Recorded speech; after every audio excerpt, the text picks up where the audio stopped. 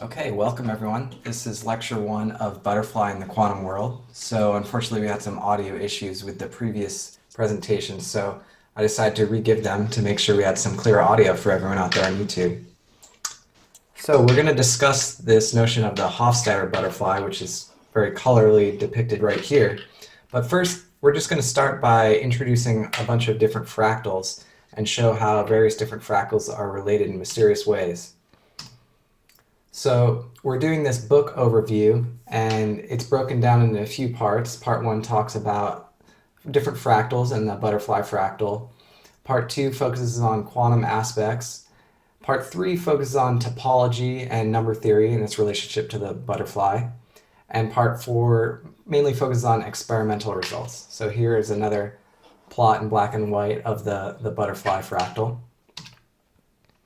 So the first part is broken down into different chapters. It's got a preface, a prologue, prelude, and then chapter 0 goes into this notion of what they call the kiss precise, which has to do with kissing circles.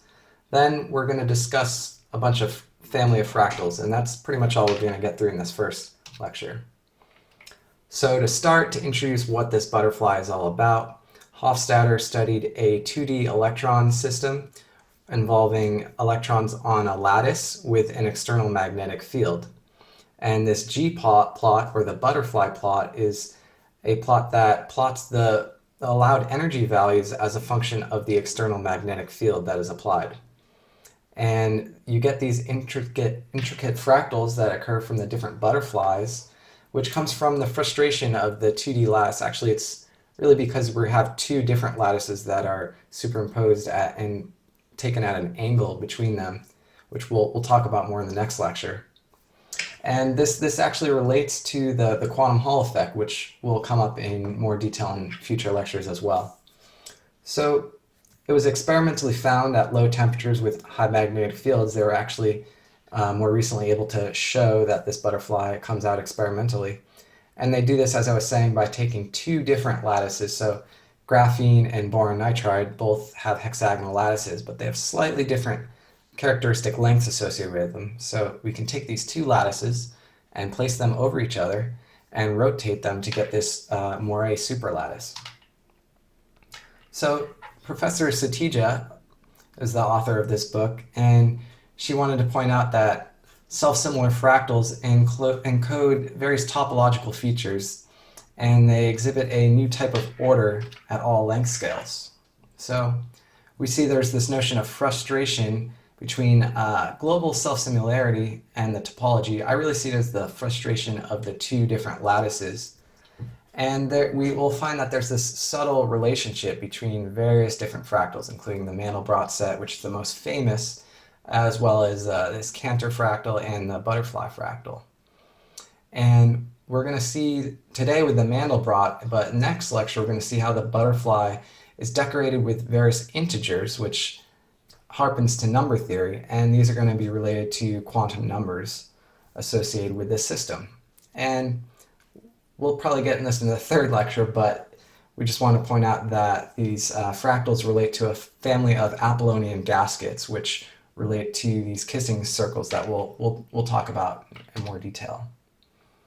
So in the prologue, it was more looking at Hofstadter's introduction to this, what motivated him to get into this problem.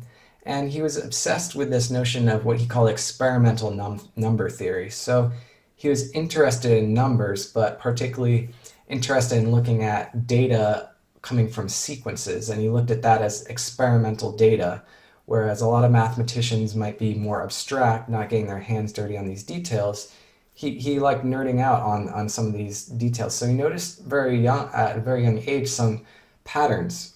So for example, he had these two different sequences, which he called Cown and Sep. And actually, I think you'd have to go to his thesis to find out exactly how these are defined. But what was described in this book is that you get these series of fractions. So you can represent an irrational number by a series of continued fractions. And he found these ways of relating. He got these functions that would take an irrational number as an input and would give a sequence of integers. So for this count function, when you input square root of 2, you got 1, 1, 1, 1, 1. And then when you input it in, when you took square root of 2 and input it in this set function, he got 2, 2, 2, 2, repeating forever. And so what he noticed is that there was actually another irrational number that sort of had a symmetry with respect to the square root of 2, which was phi, this golden ratio of 1 plus the square root of 5 over 2. And what he noticed was that when you put phi into this count function, you got this series of 2, 2, 2, 2. But when you put it in the set function, you got this series of 1, 1, 1, 1. And so we see here that count of phi is equal to sep of square root of 2. And similarly, sep of phi is equal to count of square root of 2. So there's this mirror symmetry going on here between square root of 2 and phi. And it's rather mysterious, actually. So what Hofstadter did was he defined this int function, which stands for interchange, where he said that the interchange of phi equaled the square root of 2, and the interchange of square root of 2 equal to phi. And he was studying this function for quite some time before getting to the butterfly and noticed that this function was a fractal. And as it turned out, this ended up being very much relevant to his later discoveries. So in the prologue, they go on to talk more about Hofstadter's story from, actually, he wrote the prologue. And he talks about how he decided to get into physics. And he at first thought he might want to be a particle theorist after number theory wasn't quite working out in the mathematics field. But then he realized that his true home might actually be in solid state physics. And he noticed this pattern where he thought that solid state physics is more related to number theory, since they often deal with crystals, which lead to discrete things, whereas the integers are discrete. And he harpened the relationship between particle physics and analysis, because we often use calculus and analysis of continuous functions rather than these discrete things such as the integers. So since he had this affinity towards number theory and discrete things, he ended up going into solid state physics. And as he was entering this field, there was a lot of discussion and tension between two different physical phenomena. On the one hand, we have this notion of block bands coming from a periodic potential, and that leads to these continuous energy levels.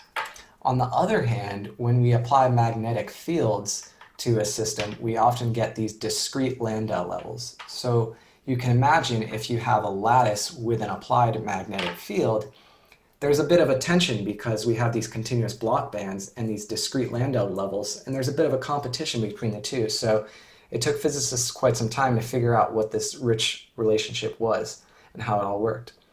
And what you find when you apply a magnetic field to a lattice, you get this notion of magnetic flux going through each unit cell. And at the time when Hofstadter entered the field, it was thought that rational and irrational flux quanta would act much differently, which, if you think about it, doesn't quite make perfect sense, because I could have a rational number that is very close to an irrational number.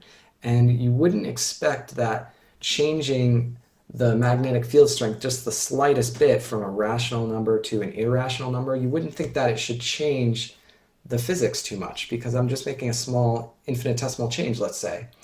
But at the time, physicists expected there to be radically different mathematics involved for rational versus irrational quanta.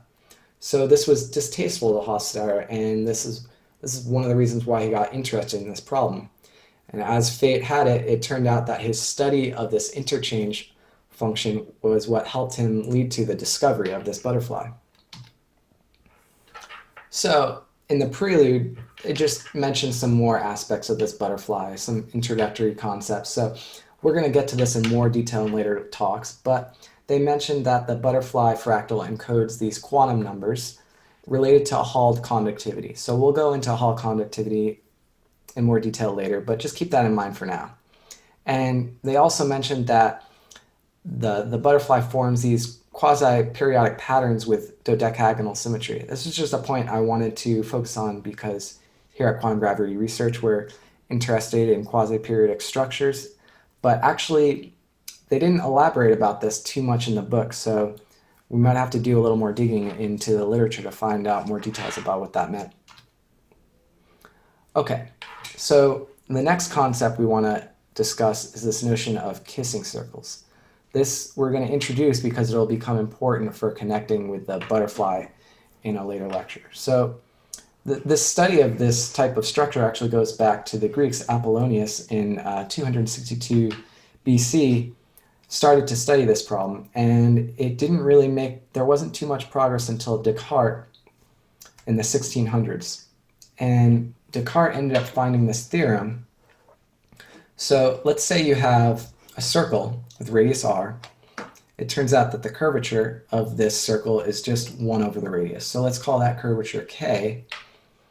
Descartes found this theorem that relates the different curvature of kissing circles. So if you have 3 arbitrary circles, obviously you can make 2 arbitrary circles touch, and then you can make a third that is tangent to both of those. So if we consider 3 different circles with radius r1, r2, r3, we can then find their 3 curvatures.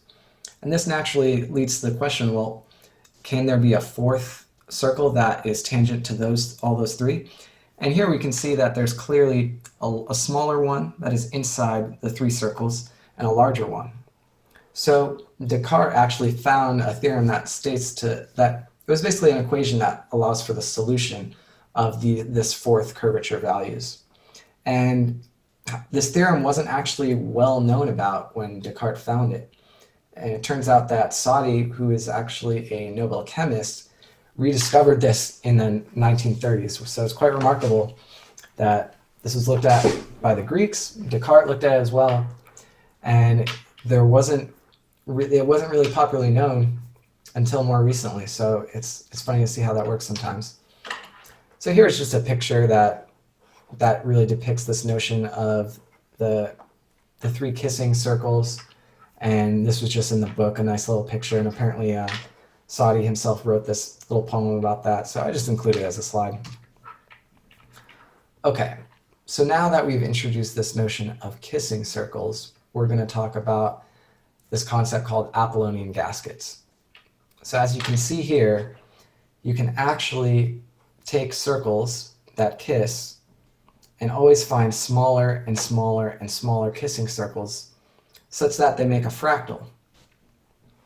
And what's also interesting is you can get what is known as integral Apollonian Gaskets. And these are Apollonian Gaskets where all of the curvatures are integers.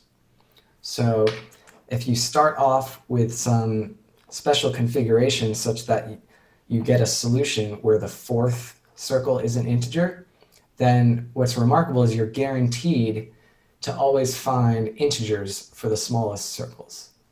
So just to reiterate, you might not be able to use arbitrary integers to get the system to work, but let's say you are able to get 3 integers that lead to a 4th solution that is an integer value. You can use Descartes' theorem to find the solution, and once you do that, you're actually guaranteed that all of the other smaller circles will have integer values. So this is pretty curious, and it actually will relate to the quantum numbers found in the quantum Hall effect for the butterfly. So we just wanted to introduce this concept now of these integral Apollonian Gaskets.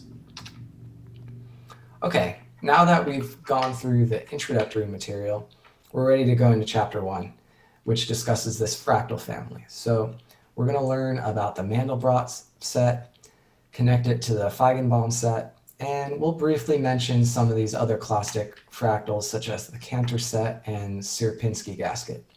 And then we'll show actually how there is another Sierpinski gasket that is a type of Apollonian gasket. All right, so the Mandelbrot set, this relates to the butterfly via its number theory, as we're going to see. But to start, we're just going to imagine this iterative function. So we have this iterative function where we have zn plus 1 equals z squared plus c.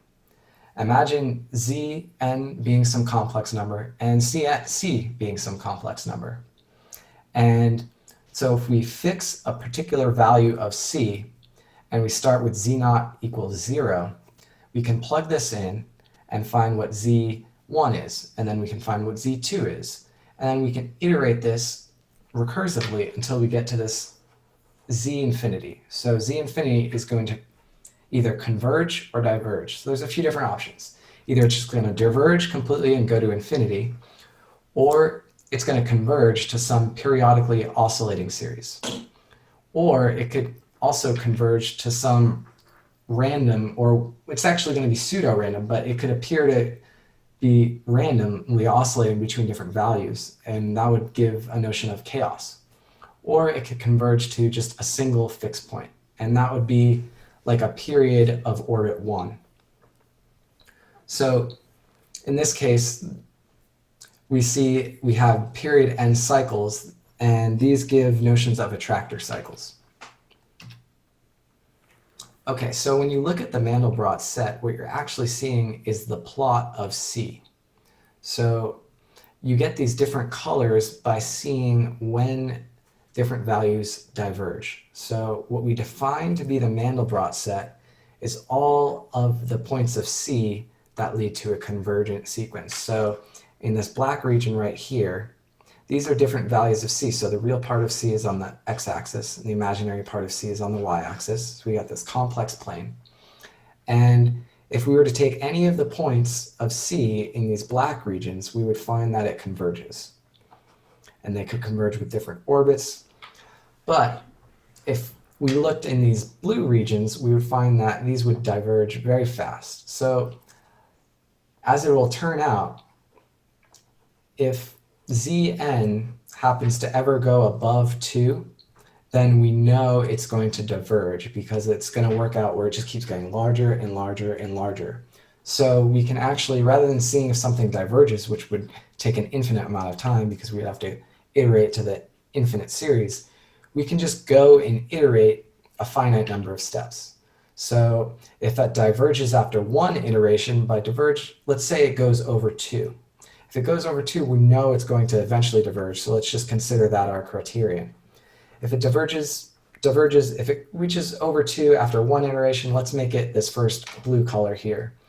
And maybe we realize it passes that first round, but diverges, goes above 2 after a second iteration. So we can make that another color. And then we can go to a third iteration, get another color, fourth, and keep going. Obviously, we're not going to go to infinity, so let's say we just go to 100 different iterations. We could get 100 different colors, and then have each of those iterations give us a different color. And so we see the different colors here are actually representing how quickly these values diverge. And once again, I just want to remind you that the Mandelbrot set itself only contains the converging points, which would just be the single color, the black in the center here. So obviously we don't have an infinite amount of time, but if it converges after n iterations, let's just call all of that black, and that'll be approximately good enough.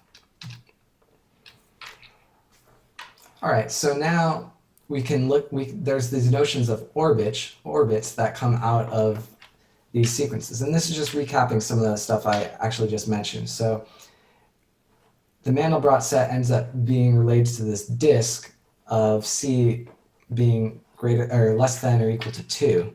So this actually relates to that criterion. If we ever find something that goes greater than 2, if we get some Zn that goes greater than 2, then we know it's going to eventually diverge.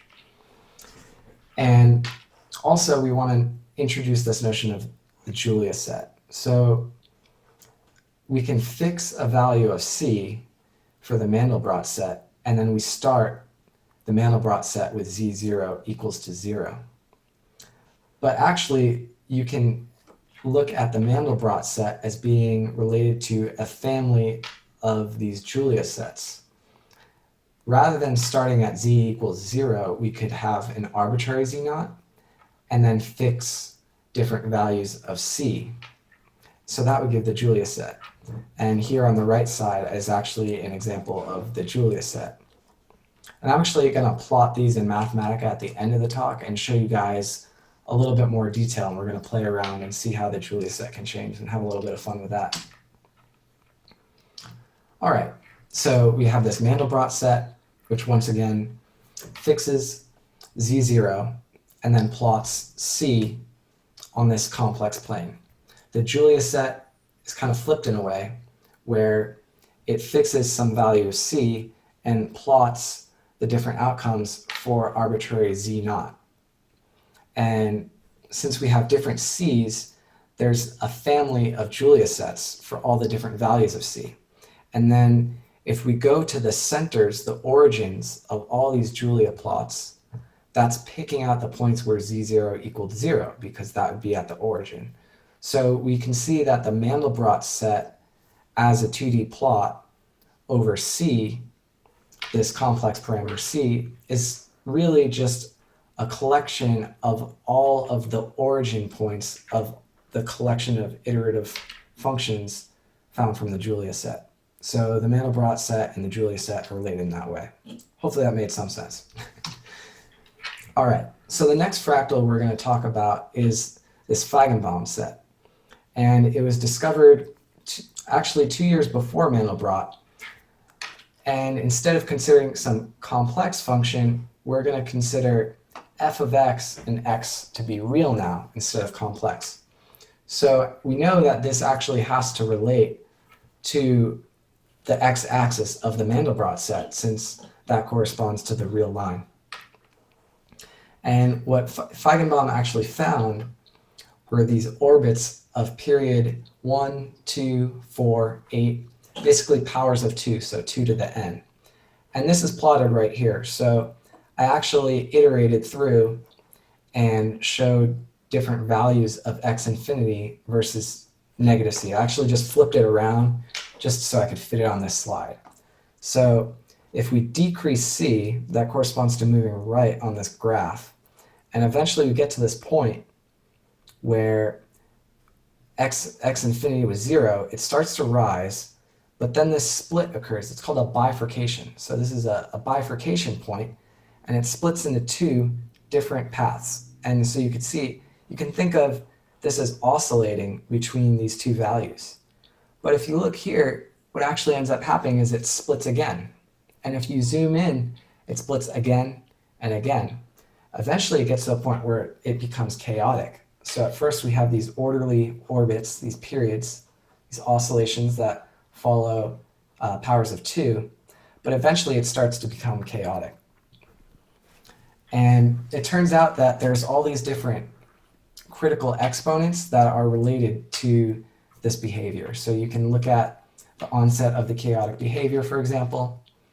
There's this notion of a fractal dimension, but the exponent I want to focus on the most is called this delta critical exponent, which relates to the onset of chaos. So if you look at these different points where the splitting occurs, let's call that a critical point, Cn. So you could have C1, C2, C3, representing these different critical points where there's a bifurcation occurring. And it turns out that this critical exponent is relating to these critical points. But it happens in a more subtle way. So if I take two adjacent critical points and I subtract them, and I take the ratio of that with another adjacent critical points, so we have Cn minus 1, and that is in the denominator, while we have Cn minus 1 minus Cn minus 2 in the numerator. And then we take the limit of n going to infinity. We find that this ends up converging on this irrational number delta, which is approximately 4.669. So you can think of this as kind of similar to the Fibonacci sequence, which converges when you take ratios of Fibonacci numbers converging to the golden ratio. This is just slightly different, and we're getting a different irrational number here. And what's remarkable about this is it points to this notion of universality. In fact, any quadratic iterative function ends up leading to a bifurcation based with this delta. And it's even stronger that any unimodal function that is approximately quadratic near that peak will have this behavior. And as it turns out, this relates to a wide variety of phenomena, including fluid flow. There's one, if you have a dripping faucet, you can actually tune the strength of the water, and you'll actually find these different beating modes that follow this bifurcation pattern. You can also look at logistic growth, as we're going to see in a bit, so something like rabbit populations. Or there's actually another example of thermoconvection of a fluid, where you can actually get these orbits found in the temperature profile of a certain fluid configuration. It's also seen in neuron firing. I mean, this notion of universality is saying that you can have all these apparently different phenomena that seem to have the same universal structure or law behind it related to this bifurcation. So this is very curious for this reason, because this notion of universality seems to suggest something very general, something important. I also just want to mention that this study of critical exponents is related to phase transitions. Fisher and Kadanoff studied this, and Ken Wilson, one of my favorite physicists, actually won the Nobel Prize for working on phase transitions. And this relates to the renormalization group, which is a technical concept. It's used in many body localization. It's used in particle physics, condensed matter theory. And I just want to briefly mention that these ideas can be used to describe topological features of the butterfly. And it's useful for describing the emergence of quasi-particles. It's renormalization group. And here at QGR, we're interested in exploring quasi-particles, so I just pointed this out to the team. All right, so now let's think about logistic growth and how it relates to the Feigenbaum set, or really this bifurcation diagram. So logistic growth is described by a different iterative function. You can imagine thinking about xn as being the population in year n, where n is just an integer counting the years, time, and we're going to use this function xn plus 1 equals c, which is some growth rate, times x. So you can think of this as being a term that's giving life, whereas the 1 minus x is kind of representing death in a way. So you get these competing effects. So we get c times xn times 1 minus xn. And that gives us our iterative function. Now, if you do the same thing, you're going to find that you're going to get this bifurcation plot. Now, once again, it's a little bit different than the previous plot we saw with the Feigenbaum set, but the main point here is that you have this factor of 2 in the bifurcation splitting. We can clearly see that for the first few branches. And also, the same delta is going to emerge out of this system because it's quadratic, essentially. Okay, so now we want to think about how the Feigenbaum set is related to the Mandelbrot set. And as I alluded to, we know that the real line of the Mandelbrot set has to map to the Feigenbaum set because they're the exact same equation.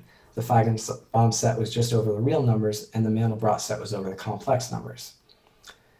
And we're going to find that these orbits, actually the bifurcations are referring to the orbits of the convergent numbers in the Mandelbrot. So when I'm in this big cardioid here, I would go to z infinity and find that it converges to a single number.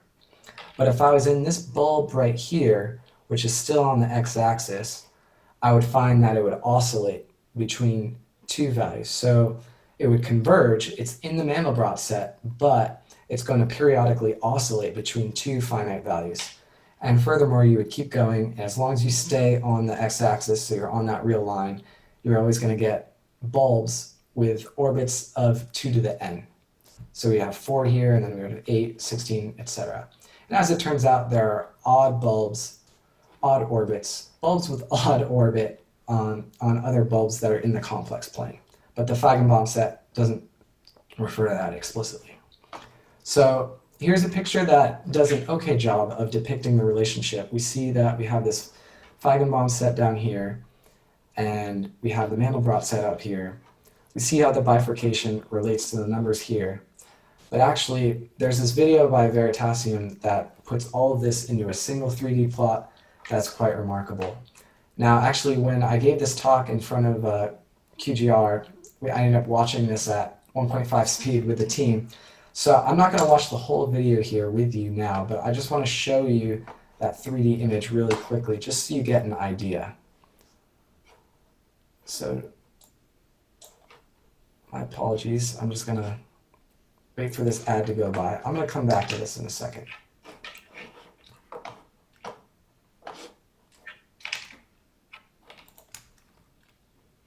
So I'll come back to this Mandelbrot demonstration in a second, but just notice that there's other fractals we can look at as well. This Cantor set is an example where you take a line segment and you break it into thirds, except you always leave a gap in the middle third.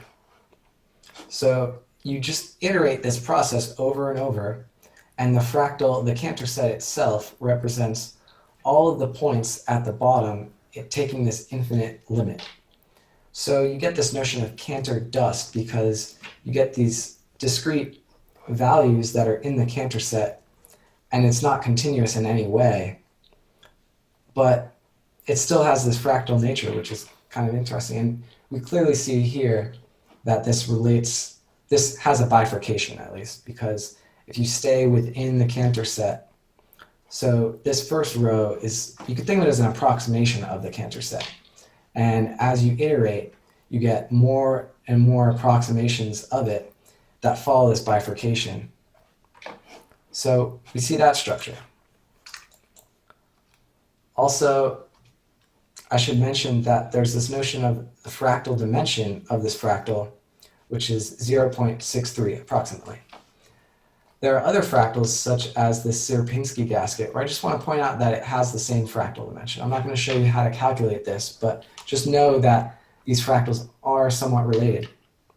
And this one, you see this threefold symmetry, obviously, and it's based off triangles.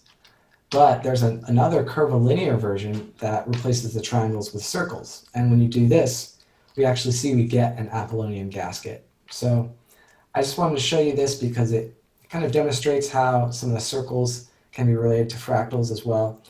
In a later lecture, we're going to dive into this notion of Ford circles and show another notion of a fractal and how it relates to rational numbers.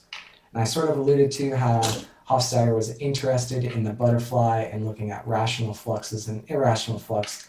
So maybe that's some clues about what's to come. Okay, so that's all I have for slides for lecture 1. I just want to show you a couple more things before signing off for this first lecture. I'm going to try to briefly find the point in this video. Here we go.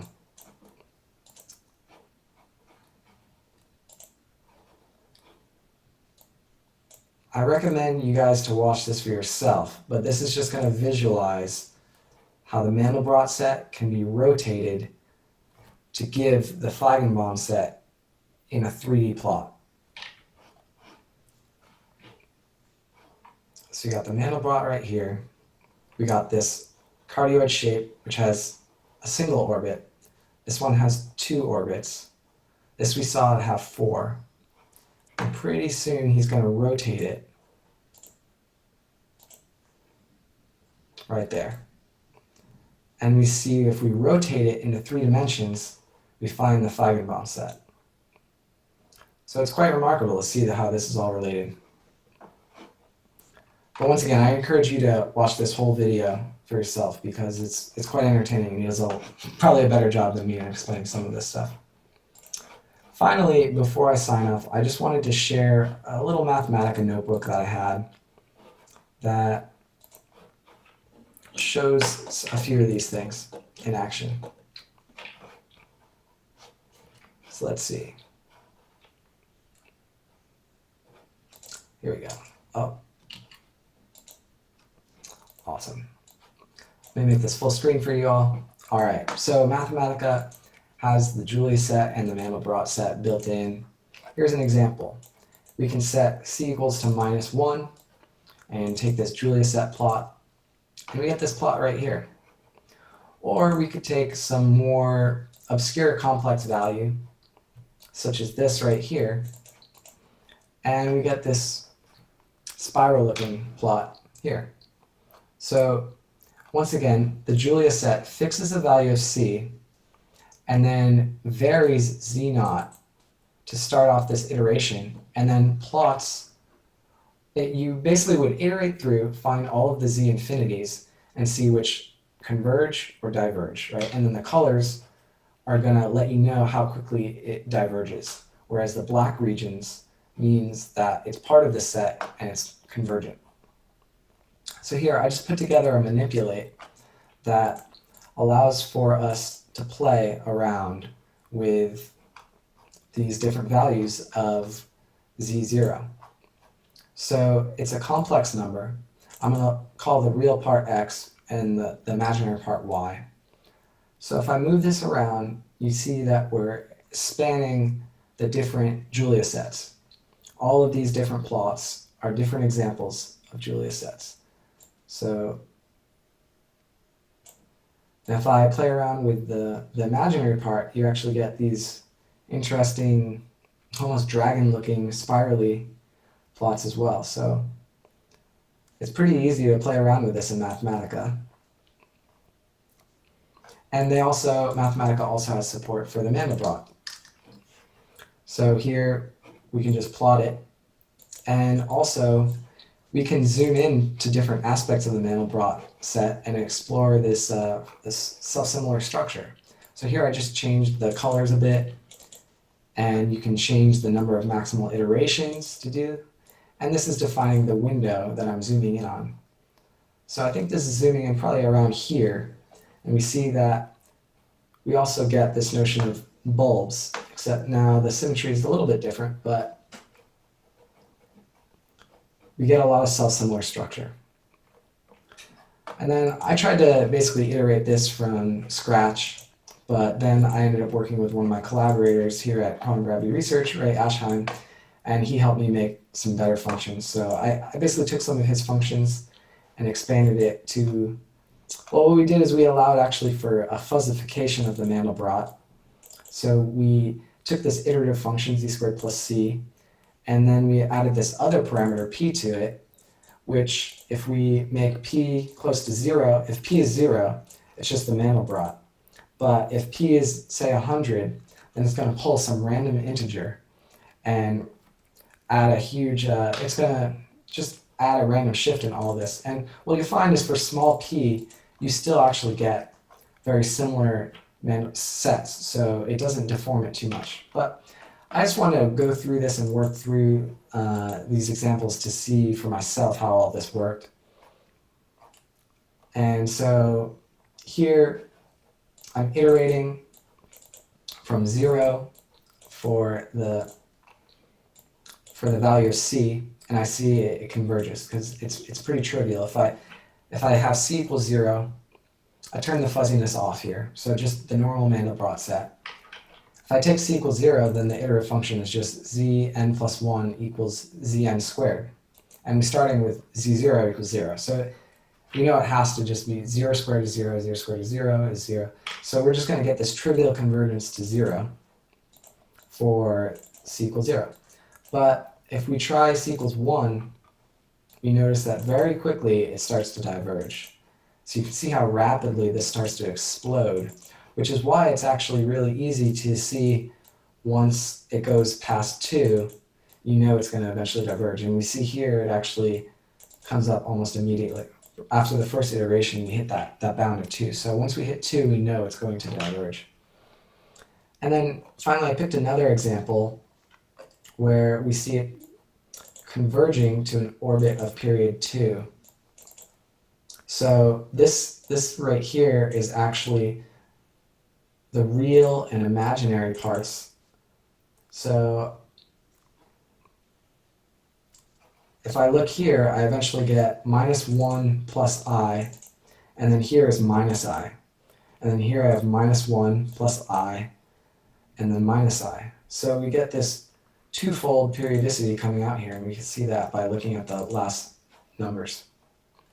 And then finally, this is just a plot that reiterates the Mandelbrot set based on the functions that I have. Obviously, Mathematica's functions are faster, but now we can use general iterative functions and do other things in the Mandelbrot. So here I was just writing some code that found some fixed points and looked to calculate the orbits such that I could explore some of these things. So here's an example of looking at logistic growth, And I'm using all these, so we have the x times the 1 minus x, and this hash right here represents the growth rate. So I'm plotting all of these different growth rates. We see that if the growth rate is less than 1, the population will eventually just die out.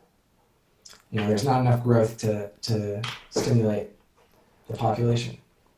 However, if the growth rate is slightly above 1, then we see that it converges to a finite value. And also, it'll converge to a single value, just an orbit of 1, right up until you get a growth rate of 3. So this is at 3, where we see it eventually converges to a single number, but it's oscillating before it does so, to kind of signify to us that it's getting close to that bifurcation. And once we go to 3.1, which is above 3, that's when we see the first split. And as it works out, this is going to diverge, I believe, once the growth rate's above 4. So we're going to find bifurcations, additional bifurcations in between 3 and 4. And here's an example of the logistic growth here, where I have different parameters here. So I believe R is the growth rate here. We see that 3.1. So if I increase it up here, it actually starts to go into chaos too quickly. But if I went to something like let's say, so we had let's try 3.52 here, right? You see now it's split into 4. If we're at 3.4, we have 2, 3.5, there we go. It switched into that bifurcation from 2 to 4 now. And so, just demonstrating that. And then here is a bifurcation plot of the logistic growth that I actually used to put in the presentation. And there we go. I also just was playing around with using the Descartes theorem to find the different curvature values. So remember those Apollonian Gaskets we had? We had three circles that were all kissing, and we wanted to solve for the curvature of the fourth, for the fourth circle that was tangent to all the other 3. So I didn't really go through and solve for all the integral Apollonian Gaskets. That would have been a little interesting project, but I found the solutions here and found some interesting examples where we get integers. So if you start with 2, 2, 3, we end up getting 15 and minus 1. Or if we have minus 1, 2, and 3, we see that 6 and 2 are our solutions. So these are just some examples of integer Apollonian Gaskets that I found. And that's really all I have to present for you today in this first lecture. So I hope it was somewhat instructive, and I'll see you in lecture 2.